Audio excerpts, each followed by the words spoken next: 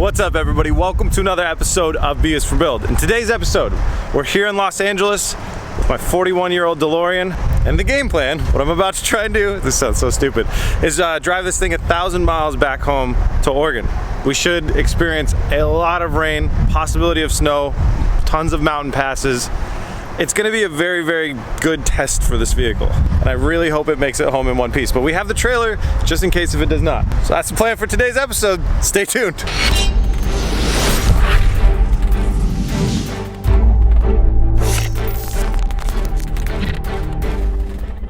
It's amazing how high these doors could go up and you can still reach them. And then you put this down and it gets really claustrophobic like in here. Thanks, man. People love this car. I love this car. It's a good match. Okay, so we're in Los Angeles. It's probably, I would say, like 50 miles to get outside of Los Angeles. I think this is gonna be one of the sketchier like starting parts. I don't know if like you guys know LA, the shoulder for the roads, if you break down in LA, it's a big problem. Let me just say it that way. It's not good. And I wasn't kidding when I said I've only driven this car to test drive it. I've been around a few surface streets around here, and I've only like surface streets for the test drive as well too. So I've never done highway speeds.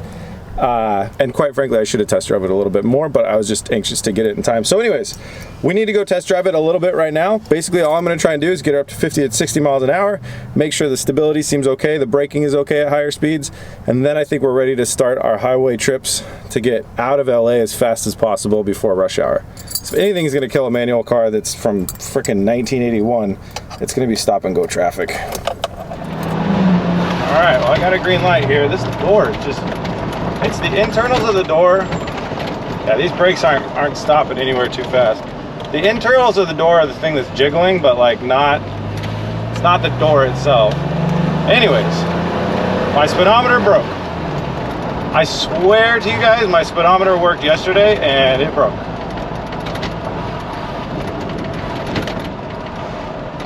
DeLorean problems. Am I right? Car old enough that I could just tap on it to make it work? I don't think so. Damn, all right. GPS speedometer for the win. Let me get that out. So I have voltage, I have oil pressure, I have fuel, I have RPM, temp gauge broken, speedometer broken, door open gauge broken. So far, that seems to be the status of everything. I made a big mistake when I bought my boat. Just was like, oh, it's old. You know, some of the gauges aren't gonna work, and I didn't trust one of the gauges when it did work for a second and freaked out. So I will not make that mistake with this vehicle. All right, first gear, second gear, 24 miles an hour, 28, car pulls out in front of me, great.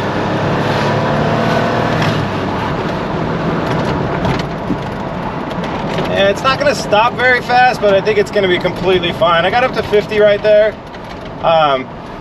It's not gonna stop very fast, but I think it's gonna do fine. The brakes seem like drum brakes. I don't know what type of brakes this car has, but here, I'll do a real stop. It's weird, they won't lock up. Those are not gonna lock up, but it's slowing down good enough. I didn't want my camera to go flying. It's slowing down good enough. All right, I'm ready to get on the highway. These trips are always so interesting because it's like, you get nerve-wracking at first, but I have 16 hours at minimum of driving, probably closer to 20 to get this thing home. So it's like, I'll get used to it by the end.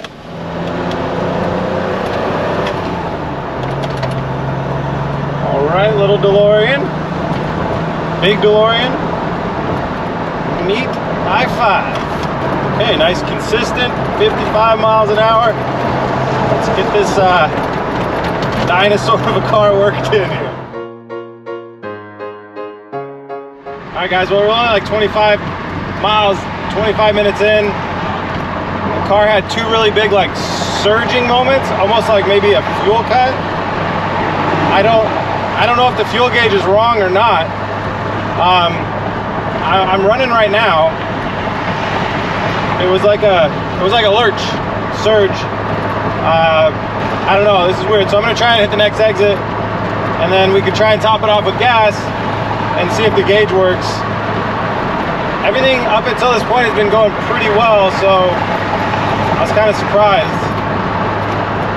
That's a big bummer though, because these intermittent problems can really get you.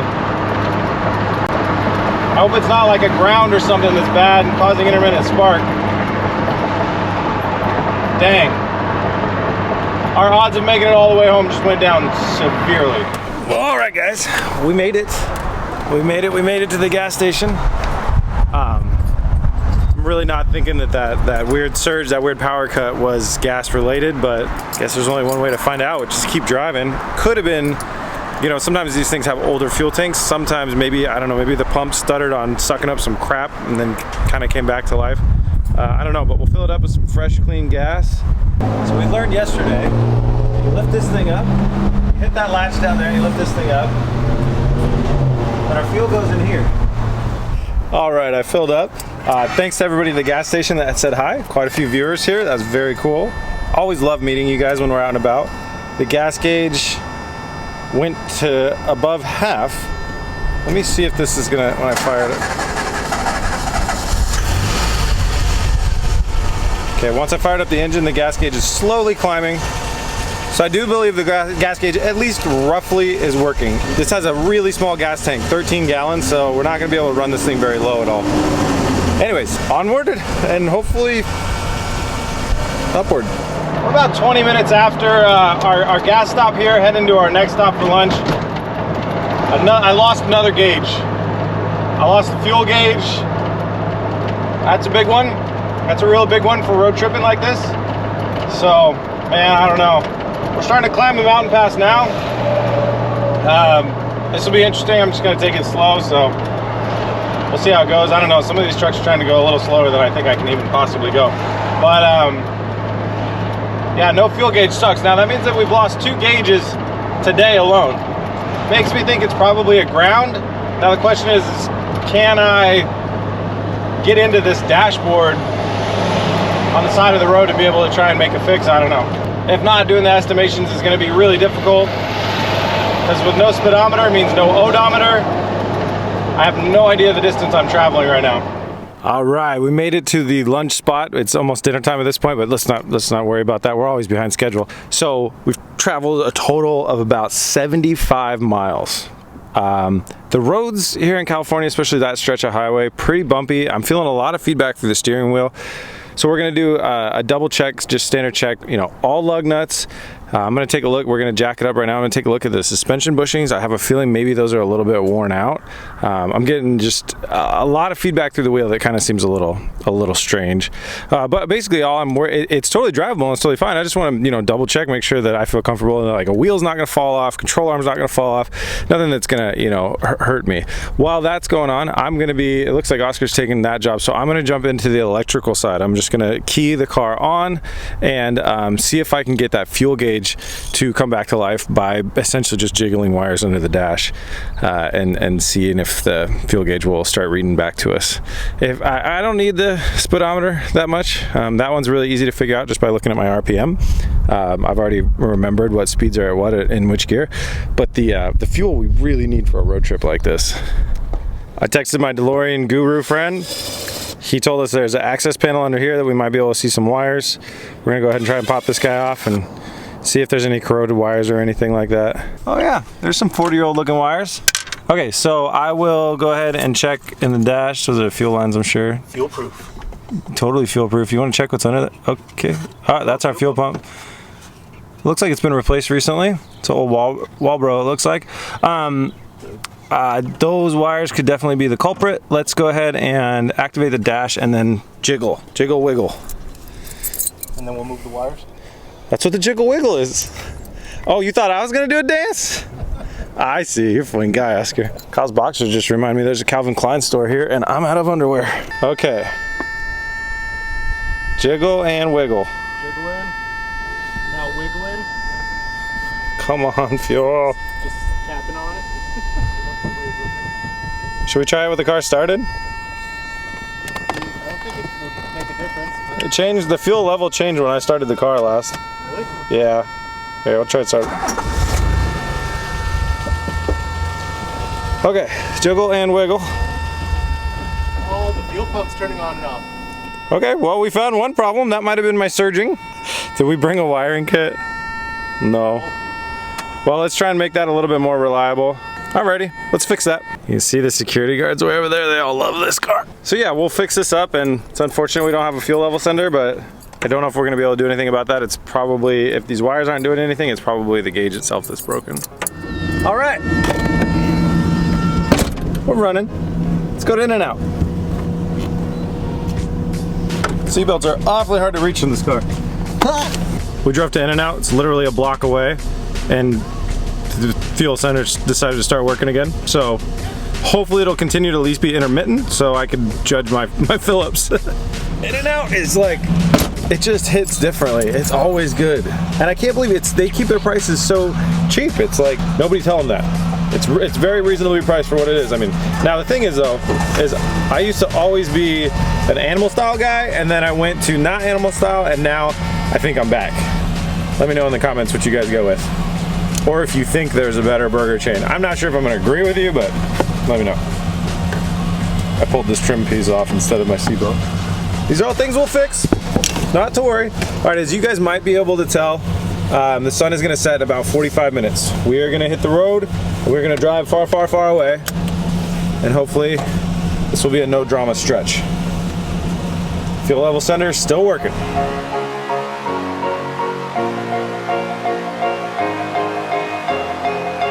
We made it to another gas station, guys. All right, it's just 10 o'clock.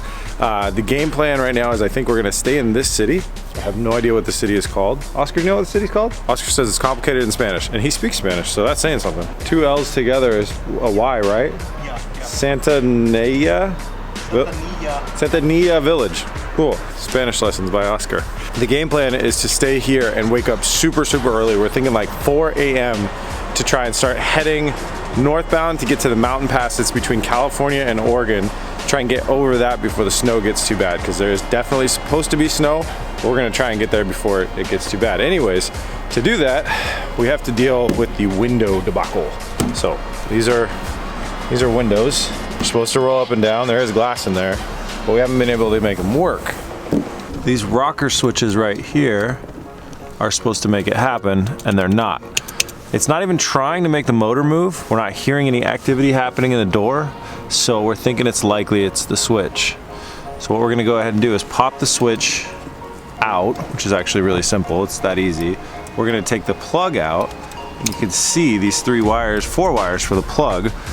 We're gonna build a jumper cable, a jumper wire, and we're gonna start jumping some of these things, which should try and make the window motor operate. Basically doing what the switch would do by bridging a few of these wires. We'll see if we can make the window motor operate. If we can, we're gonna put both the windows up. Let's give this a try. I took the switch apart, expecting it to be damaged, broken, something. It looks really functional. Can I take a picture? Yeah, go ahead, man. Blood is fired. So I don't expect this to work, but that doesn't mean we're not gonna try. Try a little power to the neighbor here. Next up, short-circuited something. I heard a relay click back here. And I saw smoke. I broke it. Whatever it is, I broke it. It won't do it again. How could it? You must have tripped the fuse.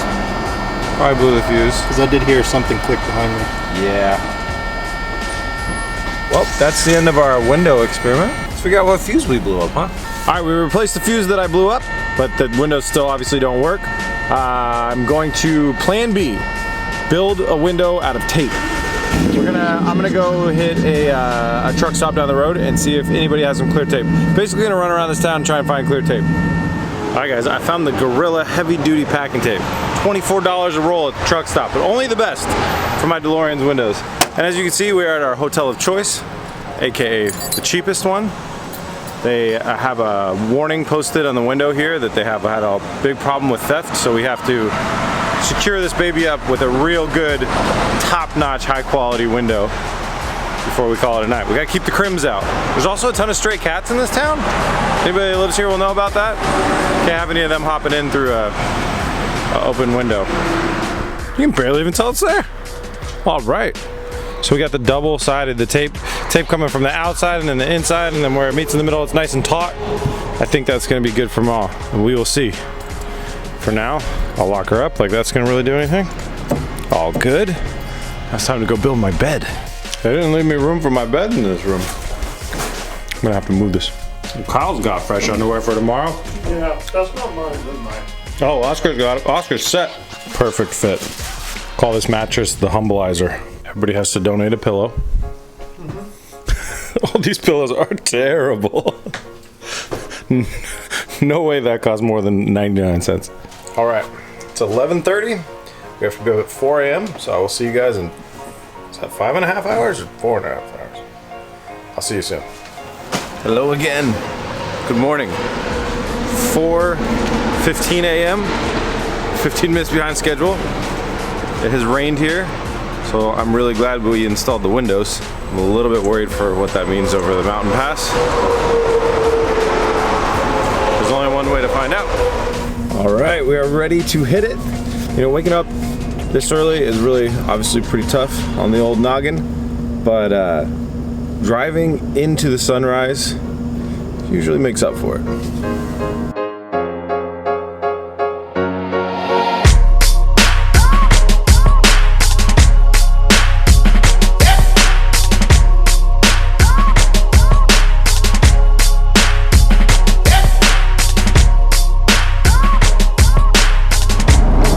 Dive into the inevitable terrible rainstorm, I want to take a second out to thank our sponsor. This episode is sponsored by eBay Motors.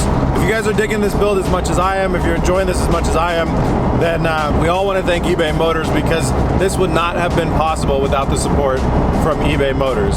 You guys know we've always sourced tons of parts for our builds on eBay Motors. If you have a rare car like this one, hard to find parts, or you want to get a great deal on used parts, eBay Motors is the place to be. Want to buy an entire car or find something really unique, or maybe start your next project car? eBay Motors has all that as well. And on top of that, they have a really great community. They have their own YouTube channel. They have new original content coming to that soon. They have a great Instagram. I will be making some original content for that about this build.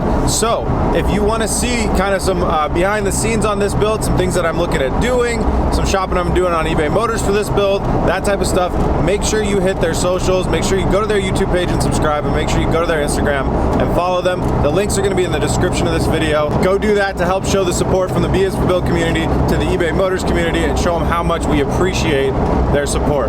So huge thanks to eBay Motors. And now, mountain passes for the next hour.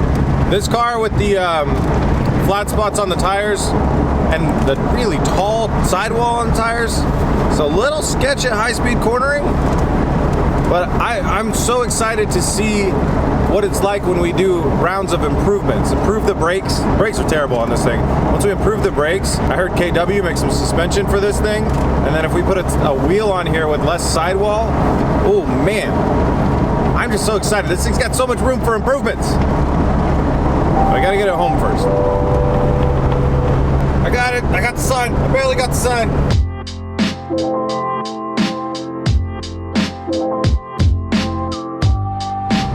We're at the peak of the Siskiyous. This is the mountain pass in Oregon. I'm glad I wasn't making all this up in my head. We got a little bit of snow, a little bit of moisture on the ground, but this is really what we were trying to get. Like, this was best case scenario, because these clouds are gonna roll in and it's all gonna get so much worse and be dumping snow up here. We're not even like super high altitude. I mean, 4,300 feet. It's pretty high. It's enough to make it cold, clearly. So this is pretty awesome. We're skirting through just in time, I feel like. Really makes waking up at 4 a.m. worth it. Nice, safe drive home. I did put full coverage on this car. You wouldn't believe. Full coverage on this vehicle, $300 every 6 months for full coverage. My Lamborghini's full coverage is like $300 every 15 days. I guess people don't crash DeLoreans much. And I didn't want to be one of the first.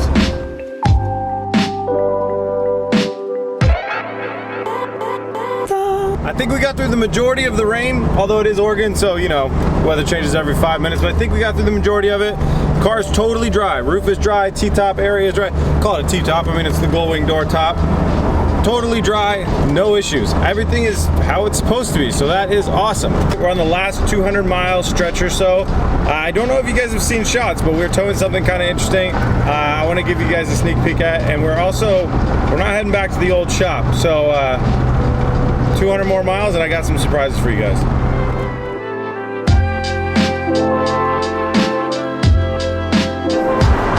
Okay, Guys, we finally made it back. We've been driving since 4 a.m. It's almost dark again. It's like 6 p.m. But we made it back. That traffic was a beast. The DeLorean will not overheat. I can promise you that at this point. I tested it thoroughly. That was quite a challenge. I mentioned in the beginning of this episode it was a little nerve-wracking to drive this thing at first, but that's why I love doing these just like all-out 1,000-mile road trips, because now I'm so comfortable with this car. I'm driving it home tonight. I'm taking Chelsea out to dinner with it tonight. Such a cool car. Now I told you guys there would be a bit of a surprise. The wall behind us is probably all you're ever gonna see of the outside of our new shop. That's a loud truck. This is out front of our new shop, and in the next episode I'm gonna give you guys the whole tour. The guys actually have not ever been inside and haven't seen the shop, but I'm gonna keep it that way until we give them the first walkthrough and you can get their genuine impressions. You guys might have seen this lurking around in the background. While we were in Los Angeles, we stopped at an auction yard and bought this 08 Porsche Cayenne. This is one of 3, let's call them luxury SUVs that you're gonna see. This one is for Oscar. This was his choice. I have a choice. Kyle has a choice. We are buying them in ridiculously bad, high miles for ridiculously cheap to do a really fun road trip project. We're gonna drive these things across the United States, road trip them, and see if they'll survive the like 3,000-mile journey to New Jersey, where we're gonna then race Chris Fix in a Lemons car. It's gonna be a fun summer. This is all going down in June. Huge thanks to our sponsor, eBay Motors. Like I said, none of this would be possible without them. So go show them some love, hit those links in the description, and go follow their socials. Thank you guys so much for watching. Thanks for participating and being a part of this journey. That was a really fun road trip. I think it's one of my favorite things in the world to do is road trip around with these doofuses across the country. And that one was a big success. Hopefully there'll be a bunch more in the future. Thank you so much for watching. Please remember to like and subscribe. We'll see you on the next one. Peace!